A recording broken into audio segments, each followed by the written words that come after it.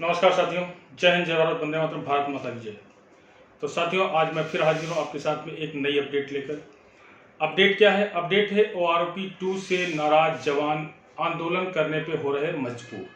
तो एक सैनिक संगठन है इस संगठन का नाम है सबका सैनिक संघर्ष कमेटी।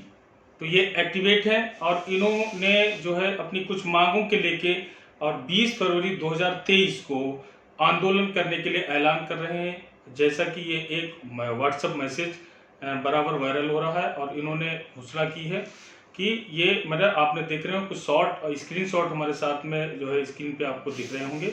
तो इन में जो चीज़ें लिखी हैं और इन्होंने अपनी कुछ मांगे रखी हैं, इन मांगों के लेके, और जो बिल्कुल जायज़ मांगे हैं, इसमें कोई दुराय नहीं है कि जो भेदभाव हुआ है और जो गलत है, हर जगह बराबर भेदभाव होता आ रहा है, चाहे मिलिट्री सर्विस पे हो, चाहे ORP 2 हो, चाहे फिटमेंट फैक्टर हो, चाहे विधवा पेंशन हो। तो सभी चीज़ों को लेकर इन्होंने CSD हो, हर जगह जो है हर जगह भेदभाव किया जाता है। तो इस भेदभाव के लेकर जो है ये अपनी बात को रखने के लिए जंतर मंतर पे 20 फरवरी 2023 को घोषणा कर रहे हैं कि आंदोलन करने के लिए, अनिश्चितकालीन आंदोलन के लिए इन्होंने बोल दिया है। इसकी इनकी तरफ से, इस संगठन की तरफ से बात कही जा रही है और ये मैसेज पूरा ट्रेंड में है, वायरल भी हो रहा है। और अभी ये अब डिपेंड करता है, अब आप क्या करना चाहते हैं, आपके ऊपर डिपेंड करना आप चाहते हैं। और आप ये भी बताएं कि जो ये सबका सैनिक संघर्ष कमेटी है, या सही कर रही है या क्या गलत कर रही है, ये आंदोलन करने जा रही है तो ये सही है या गलत है। और ये जो भेदभाव हो रहे हैं, ये गलत है या सही है, इन सब चीज़ों पे आपका भी प्रतिक्रिया बहुत ही ज़रूरी है।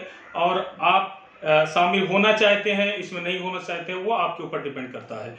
तो यहाँ पे अभी क्या है, पूरा मामला क्या है, इस पे हम पूरी बात बताते हैं। इनके पॉइंट क्या है, ये पॉइंट क्या लेके वहाँ पे जा रहे हैं। पहला पॉइंट ये रख रहे हैं, वहाँ पर 7th पे कमीशन में जो हुआ उसमें फिटमेंट फैक्टर जो रखा गया, जिसमें अफसर और जवानों के साथ में भेदभाव किया गया। अफसरों का फिटमेंट फैक्टर 2.81 और जवानों का 2.57। अब ये डिफरेंट क्यों, अंतर क्यों है इसमें? कि जब कोई, देखिए, अफसर का पेमेंट ज़्यादा है, सैलरी ज़्यादा है, कोई उससे फर्क नहीं पड़ता है। ऑफिसर है, उसमें कोई शक नहीं है, उसका पेमेंट ज़्यादा है, ठीक है, पेमेंट ज़्यादा करिए। लेकिन जब कोई रिवीजन होता है, या ORP रिवीजन हुआ या फिर पे कमीशन हुआ, तो उसमें कोई फार्मूला लिया जाता है, तो उस फार्मूले में फार्मूला एक होना चाहिए ना, फार्मूला अलग अलग क्यों? एक जगह 2.81 का फार्मूला लिया जाता है, एक जगह 2.57 का, तो ये डिफरेंट क्यों?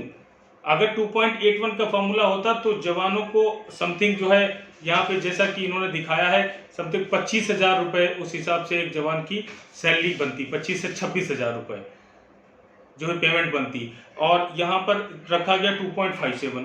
तो जैसा कि आप सब जानते हैं, तो पहला पॉइंट ये अपना, इनकी मांग यहाँ पे ये है कि फिटमेंट फैक्टर में भेदभाव क्यों, इसको बराबर क्यों नहीं किया जा रहा, इसको भी बराबर किया जाना चाहिए। दूसरा पॉइंट है इनका ORP पे। ORP पे जैसा कि मामला आ रहा है, ORP पे बराबर जो है लड़ाई चल रही है। ORP पे आप देख रहे हैं कि ORP एक ऐसा मुद्दा बना दिया है, ऐसा मुद्दा बन गया है जिसमें कि ORP 2 रिवीजन हुआ, उसमें अब पहले तो फर्स्ट में एक आदमी लॉ लेके आया जिसमें ये बता दिया कि PMR को नहीं मिलेगा, PMR को डिनाई कर दिया। उसके बाद में अभी ऑल JCOs चाहे नायब से लेके ऑनरी कैप्टन तक, सभी को, किसी को भी उसका बेनिफिट, किसी को ना एरियर मिल रहा है, ना ही बेनिफिट है। बेनिफिट जो न्यू पेंशन आ रहे हैं, जो नए पेंशन आने वाले हैं, जो आ रहे हैं, जो आ चुके हैं, जो हाल ही आए हैं, 2019 के 20 में आए, 21 में आए, बेनिफिट उनको होगा। लेकिन जो पुराने हैं उनको कोई बेनिफिट नहीं हो रहा है। उनके हिसाब से अगर कहीं इस कैलकुलेशन में अगर उनको लिया जाए तो उनको तो और ग्रेड डाउन हो जाएगा। हालांकि उनकी पेंशन जो बन रही है वो डाउन नहीं किया जा रहा, उनकी पेंशन वही रहेगी, लेकिन उनको बेनिफिट, ORP से बेनिफिट क्या हुआ? बात आती है, इसमें इन्होंने एक ये भी पॉइंट रखा है कि अगर ORP मिल रहा है, ORP के रिवीजन होता है, तो ORP BSF, CRPF और ITBP को जब कहते हैं कि कोई भी मीडिया कर्मी जब किसी अधिकारी से ये बात करता है और कहता है कि ORP रिवीजन इनको क्यों नहीं मिलता, ये भी फोर्स है। ITBP हो गया, और क्या बोलते BSF हो गया और CRPF हो गया, इनको भी मिलना चाहिए। तो अधिकारी का जवाब क्या रहता है, आप देखिए। अधिकारी ये कहता कि जो हमारे जवान हैं उनको जो है 35 से 40 साल की उम्र में जबरदस्ती पेंशन भेज दिया जाता है, जबरदस्ती पेंशन भेज दिया जाता है। या जब पेंशन चले जाते हैं।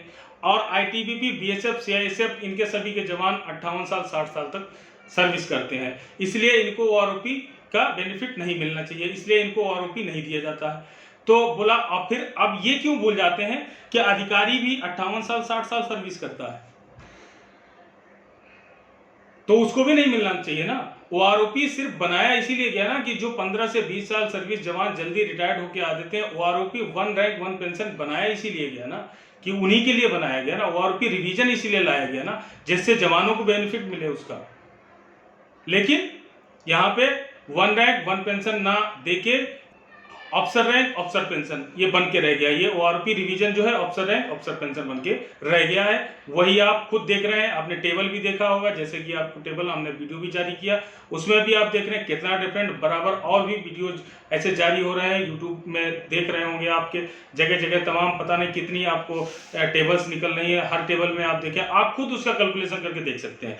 अगला पॉइंट इन्होंने रखा है कि एक वीरता मेडल, जवान को जो वीरता मेडल मिलता है उस पर इन्होंने बात कही है। तो उस वीरता मेडल में इन्होंने कहा है, वीरता मेडल की बात कही तो वीरता मेडल में इन्होंने ये पॉइंट रखा है कि 97% जो है जवानों की संख्या होती है और 3% हमारे ऑफिसर्स होते हैं। लेकिन जब भी कोई भी वार होता है या कोई भी लड़ाई होती है, उसमें अधिकतर जो है अफसर को ही उसका बेनिफिट मिलता है, मेडल अफसर को ही दिया जाता है। तो ऐसा क्यों? जैसा कि इन्होंने एक एग्जांपल दिया है, एग्जांपल में इन्होंने दिया है एयरफोर्स स्टेशन में, एक आगरा में जो एयरफोर्स स्टेशन है उसमें घनश्याम सिंह का एक उदाहरण दिया। घनश्याम सिंह की जगह flight lieutenant D Ravindra Rao को वायुसेना मेडल दिया गया था, जिसमें कि उनका ये बताना है कि जो इनको अवार्ड दिया गया, जब ब्लास्ट हुआ था तो उस ब्लास्ट में वो वहां डर के भाग गए थे। तो अब अवार्ड किसको मिलना चाहिए? मिलना चाहिए घनश्याम को, लेकिन मिल किसको रहा? डी रविंद्र राव को, flight lieutenant D Ravindra Rao को इसका वायुसेना मेडल मिल रहा है। तो सीएसडी के लेकर इनका एक पॉइंट है, जिसमें इन्होंने सीएसडी से रिलेटेड पॉइंट किया है। इसमें कहा है इन्होंने 60 साल की उम्र में पेंशन आने वाला सेना का अफसर 2500 सीसी की कार हर एक 8 साल बाद खरीद सकता है, जबकि 60 साल की उम्र में उसकी नज़र कमज़ोर होने लगती है। और कहते हैं कमज़ोर होने के कारण वह गाड़ी ज़्यादा चला नहीं सकता। लेकिन 32 से 40 साल की उम्र में पेंशन आने वाला जवान 1400 सीसी की गाड़ी पूरी जिंदगी में एक ही खरीद सकता है, एक सर्विस से पहले एक सर्विस से बाद, तो टोटल 2 गाड़ी ही खरीद सकता है। क्या ये अन्याय नहीं है? हैरानगी वाली बात है कि 60 साल का बूढ़ा अफसर 8 साल में 2500 सीसी की गाड़ी कंडम कर देता है, हर 8 साल में उसकी गाड़ी कंडम हो जाए। लेकिन 35 साल के जवान की 1400 सीसी की गाड़ी पूरी जिंदगी कंडम नहीं होगी, वो उसकी गाड़ी लगातार वही 2 गाड़ी चलती रहेंगी, वो कंडम नहीं होगी। लेकिन जो गाड़ी 60 साल का उम्र का अफसर होता है, वो गाड़ी चलाना भी कम है, चलती भी कम है, उसके लिए हर चीज़ फैसिलिटी रहती है, और जब तक जॉब करता है तब तक उसको गाड़ी की फैसिलिटी रहती है, तो उसकी गाड़ी चलती भी कम है। लेकिन वो आप समझिए कि 8 साल में उसका हिसाब यही है कि 8 साल में भाई कंडम हो जाएगी तो दूसरी गाड़ी ले लेगा। लेकिन जवान की गाड़ी वो पूरी जिंदगी चलती रहेगी, वो कंडम ही नहीं होगी।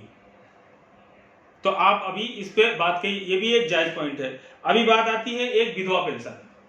विधवा पेंशन की बात आती है तो बिल्कुल लाजमी है। लाजमी ये है कि जो भी जवान, जब फिटमेंट फैक्टर अलग अलग है तो विधवा पेंशन बिल्कुल ही अलग होगी। भाई पेंशन जो मिलेगी, जो जवान जिसको शहीद हुआ या कुछ भी है तो उसको पेंशन तो उसी के हिसाब से मिलेगी। तो पेंशन अब वहाँ पर फिटमेंट फैक्टर तो पहले सही करना पड़ेगा। तो यहाँ पर इन्होंने ये दर्शाया है, जैसा कि इन्होंने कहा कि विधवाओं, जो सेना के जवान, भाई शहीद तो दोनों होते हैं ना, चाहे अफसर हो चाहे जवान, तो वहां पर भेदभाव क्यों होता है? वहां पर भी पेंशन अलग अलग क्यों? तो उसकी बात इन्होंने कही है कि विधवाओं की पेंशन के लिए बात इन्होंने अपनी रखी है। और जैसा कि यहाँ पे इन्होंने अपना स्क्रीनशॉट सारे आप देख रहे होंगे, और ये वायरल हो रहे हैं, अच्छी बुरी तरह से वायरल हो रहे हैं। और ये इन्होंने ऐलान किया है 20 फरवरी 2023 को अपना धरना प्रदर्शन करने का, आंदोलन करने का, अनिश्चितकालीन आंदोलन कर रहे हैं। ये कि हमारी मांगे जब तक पूरी नहीं होंगी तब तक हम वहाँ से नहीं उठेंगे। और फिर इन्होंने एक पॉइंट रखा है एमएसपी का। एमएसपी जवान की 5200 है और अफसर की 15,500, ये आप सभी को पता है। तो उसमें इतना डिफरेंस क्यों? भाई एमएसपी मिलिट्री सर्विस पे, तो मिलिट्री सर्विस पे तो एक ही होना चाहिए ना। बात करते हैं, जब बात आती है किसी अधिकारी से बात फैसिलिटी की बात आती है तो वो बात करते हैं कि बाहर विदेश की आर्मी की बात करते हैं, वहाँ कहते हैं कि वहाँ की आर्मी के अफसर्स को ये फैसिलिटी है, वो फैसिलिटी है, तो यहाँ भी अफसर्स को बिल्कुल मिलना चाहिए, बिल्कुल मिलना चाहिए, कोई डिनाई नहीं करता है। लेकिन आप ये समझिए, क्या वहाँ के किसी भी अधिकारी की मिलिट्री सर्विस पे अलग अलग है अधिकारी और जवान में? सभी की मिलिट्री सर्विस पे एक है, ठीक है। तब बात क्यों, आप पीछे क्यों हट जाते हैं, तब ये क्यों बात नहीं रखी जाती है? और साथ में किसी भी अधिकारी, मैंने पहले भी बताया कि विदेशी आर्मी की बात जब कंपेयर किया जाता है तो उसमें ये भी आपने देखा होगा कि वहाँ पे मेस एक ही चलता है, सब अफसर हो चाहे जवान हो, सब खाना एक ही जगह खाते हैं। लेकिन हमारी सेना के अंदर, इंडियन आर्मी के अंदर क्या है, 3 मेस चलते हैं। एक अफसर्स का अलग चलेगा, जेसीओ का अलग चलेगा, जवान का अलग चलेगा।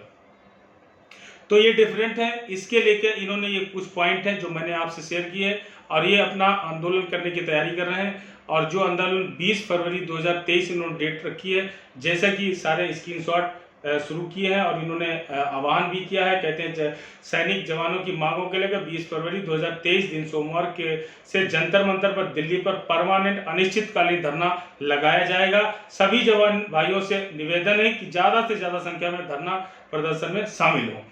तो ये आपको जाना न जाना ये आपके ऊपर डिपेंड करता है। और ये अब ये सही है या गलत है, इन सब बातों को देखकर आपको क्या लगता है, आप अपनी राय दें, अपनी प्रतिक्रिया दें।